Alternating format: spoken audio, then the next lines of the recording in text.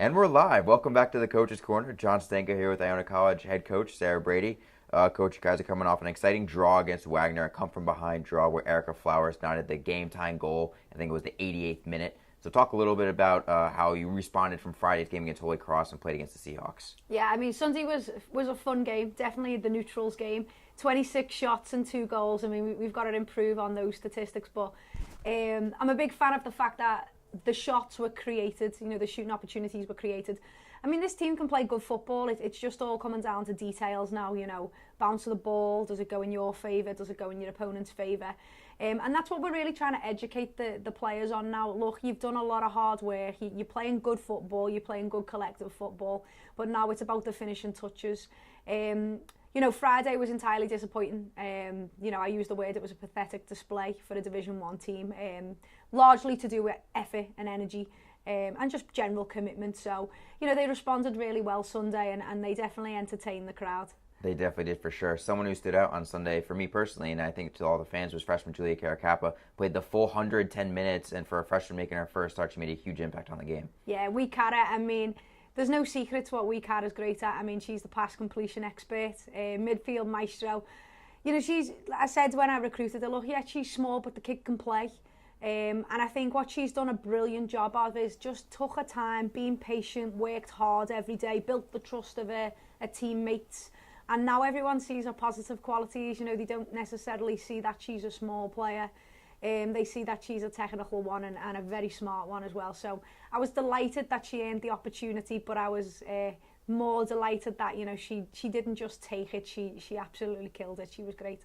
Now this Saturday you begin conference play against the Canisius Golden Griffins, who come here to Mazzella Field. And someone who's returning for you guys on Saturday is going to be Megan Wood. How excited are you to have her back on the pitch? The Megan Wood, they've been picking on me this week because I sent a GIF out of this. Megan Wood's back, so they all think I'm weird now. So, yeah, I mean, as much as other players have done a good job in Meg's absence, I mean, Meg Wood is probably one of the most dynamic players in the MAC.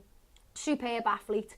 She's the player who makes the team better without even touching a ball, and I think that's a very impressive quality. So they're very rare, those type of players. And, you know, Meg, she's given everyone a lift because she's a great spirit as well as a great player. So it's very, very happy she's back. Now, one thing to touch on with the conference schedule is the change in scheduling. You now go Wednesday, Saturday instead of Friday, Sunday. So how does that affect your preparation, your recovery with the team? It's huge now. I think we're starting to get to that stage of the season where every college coach will tell you, you know, we're starting to get some heavy legs, a couple of niggly injuries that are starting to develop into, you know, bigger deals now. So the extra days rest between games is huge. You know, it changes your emphasis. The hard work of training on how we want to play and our identity and our brand of football, if you like, has been set in the non-conference play. Like I've said all along, you know, the wins in non-conference are not necessarily the thing I'm obsessed about. I'd like them, as every coach likes to win, but it was more about developing and giving people a chance to learn the system and execute the system. So now it's very much the shift goes to individual details and small details in the team situation. So set pieces become a big deal. You know, a big thing is in the conference play, training becomes about rejuvenation and freshness. You know, they're playing a lot of competitive games and they really matter.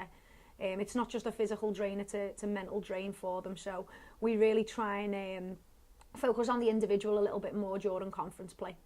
Now, with the more recovery time in between games, do you anticipate maybe less substitutions during game with more days in between each game? Yeah, I mean, and that's the coach I am. I think we've seen it last year. And the players, our players now, you know, non-conference, everyone gets a shot. Truly believe it's a developmental period, especially with such a young team. But conference play is about, hey, we're here, we've done the work, we've had the opportunity. Now it's all about the win. Best players will play, and sometimes that means the best players will play 110 minutes if we go that deep into the overtime. So, yeah, it becomes a bit more competitive now, but hopefully healthy competition where we're pushing each other to get the best out of each other, and playing time arguments are more on, you know, what do I need to do to earn the minutes rather than why aren't I playing. So. Well, the Golden Girls come in this Saturday with a very stingy defense, allowing only 5 goals through 7 games. What makes their back line, their defense, so special? I mean, Alana Rossi is a good goalkeeper. Very aggressive, but not just aggressive without control. I mean, she's a good player. a lot of goalkeepers will be aggressive and try and intimidate, but she's got technique behind it. So, you know, she's great for them. Goalkeepers are a huge position in women's football. They just play a very compact team. You know, they're 4-4-2. They sit quite deep. They play counter-attacking football, hard to break down, big physical bodies. You know, they have to feed them steak up there, I think, in the cold to keep them warm. But, you know, they're a physical, powerful team, muscular. Get lots of numbers around the ball. That's the way they play. So, you know, our game plan is going to have to be very much about moving the ball quickly and exploiting the weaknesses that a compact team, you know, present. So now the last question for you is, you guys had, I believe it was 26 shots against Wagner. By far your most impressive offensive outing of the season. So what can you bring into this Saturday's game against Canisius that you had against the Seahawks? I think it was a confidence thing. I mean, I'm a big believer in let the players play, you know, and build the brand of football that you eventually want to play. I mean, a lot of people gave me advice when I came in, and, you know, maybe I'm naive for not taking it. Just play defensively, clear the ball, get it out your half, be pragmatic. I'm not about that. I'm about building something. You know, we've got recruits in the stands. I don't want to play long ball.